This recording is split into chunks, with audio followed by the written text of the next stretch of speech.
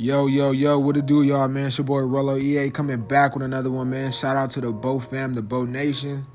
With that being said, man, let's get straight into it, man. We're going to keep this one short and sweet. Joe Hortiz might be the GOAT as general manager, man. Just looking at this draft and looking how the production of each player and the contribution they was doing, he nailed them, and it's one of them, man. When we first signed Joe Hortiz, right, and I was doing my research, I saw that he was on the Ravens. And anything that come from the Ravens or certain programs, certain franchises like that, we know it's going to be good, right? Because them niggas been winning dumb championships, going dumb crazy. And if you the GM, that means you got a hand at selecting and recruiting, right? So I instantly thought about the Ray Lewises, the Lamar Jacksons, the Cal Hamiltons, the Zay Flowers when we drafted Johnston. So I instantly got, a little bit excited, like, okay, we gonna get a couple studs. So when we got the Joe Alt with that pick, I was like, damn, what's up with the neighbors? But instantly, I swear instantly, when we saw Joe Alt on that field, man, I knew, okay, this is what we needed. This is what we need. So now I honestly don't mind next year's draft going to a lineman or like a tight end for that block, just for Herbert. But just looking at this draft, man, Joe Alt, number one pick, can be all-pro. He's for sure all-rookie team. And not even that, he's for sure could be rookie of the year. Number two, we went Ladee, Ladd, Cooper Kupp, McConkey, the GOAT, whatever you want to call him, man. Went crazy for the second round out of Georgia. Broke Keenan Allen's record. Going crazy, man. You cannot guard this man one-on-one. Great route running, great catching, great yak, yards after the catch. Stud.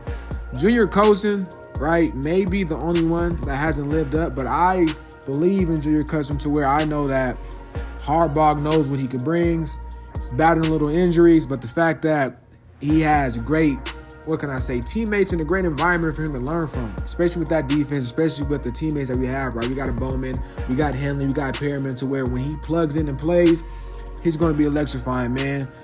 Justin, he cool. That D-line of trenches we did buff up. Ford out the, I believe Tennessee has been doing great for us. Tarheeb Steele and Cam Hart are my two favorite, honestly, late rounds. I love DBs, and these two guys right here, man, Cam Hart remind me of a Jalen Ramsey going crazy. The way that he come and lay the boom, lay the hat. I love to see it, man, because now I'm in that certain DBs don't want to tackle, certain DBs want to play, pass coverage 7-on-7 out there. No, Cam Hart want to lay the hat on quarterbacks, linemen. Love it, man. Tarheeb Steele, one of those guys to where I was a little nervous about because he's not as physical as I would like, but he has a knack for the ball. He has great ball skills, great feet work, great footwork, and both of these guys have the height and the versatility to really play inside and outside. And it's great to see Kimani came in, did his stuff. Brandon Rice hasn't really got a chance. Cornell Johnson, we let him go, but out of, 9 picks? Out of 9 picks, 5 are studs. 4 are studs. Out of 9 picks, 4 are studs. And there's a couple, potential that we still can see. And, man, honestly, man, it's great. It's great to think about this. This is what I'll be thinking about, man. If he nailed this first draft and has a history of nailing those drafts with the Ravens, imagine what he can do within the next 2 years, especially with the talent coming out, man. And not even that, we understand our identity and understand our weaknesses to make them strengths now. So I honestly feel like, get it over me, right? I'm just saying.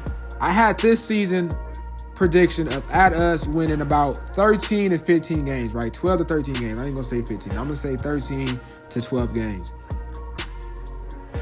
We damn near might win 11 if we beat the Raiders. We could have had the 13 if we didn't lose to the Cardinals, and if we didn't lose to the Steelers. Those are 2 games that we can get back based off the injury and just based off we should have won that game, period, because once again, Cam Hart got called for a late hit, and it wasn't even a pass interference, man. That's here nor there. But all I'm saying is this. If you give the Chargers 2 more drafts, next year's and then the following year, and I'm only saying 2 years because of this, man, we got 2 defensive linemen that's potentially Hall of Fame players, Khalil Mack and Joey Bosa.